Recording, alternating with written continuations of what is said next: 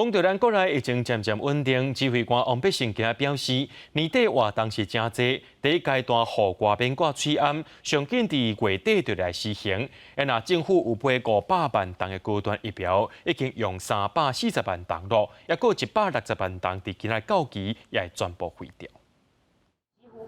新冠本土病例继续转好，16拜三是增加22631例本土病例，比顶礼拜三同期是降8.7%。中重症有138例，死亡69例，年岁拢伫50岁以上，有慢性病史。疫情稳定咧降，指挥中心指挥官王必胜讲，喙炎令要放宽爱加谨慎。第一阶段护挂免挂喙炎，上紧11月底上路。我们年底的活动真的是比较多哈，那这种大型的活动也蛮多，跨年啦、圣诞节了哈，那所以也因为这样子，所以我们对于口罩政策都一直的非常的谨慎了哈，那就一再的在讨论。我想最快应该是11月底吧。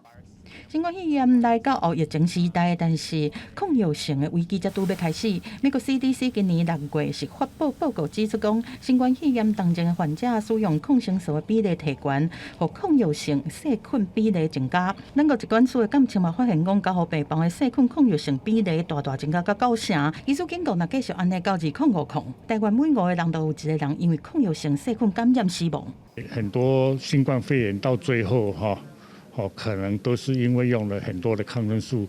或者是身上有一些侵入性的装置管路在，所以他得到抗药性的机会很多。大部分会死亡的，会医治不了的，很多可能都是抗药性细菌，而不是病毒本身啦。针对这指挥中心强调，会强化每一个病院的感染管控机制，和抗生素合理使用。民众嘛要破除迷思，莫主动讨要开抗生素，嘛莫凊彩家己买抗生素，莫食别人的抗生素，嘛莫凊彩甲药停落来。另外，政府买的500万剂高端疫苗已经用340万剂，还有160万剂16号就要到期，指挥中心未阁延后期会全部销毁。记者综合报道。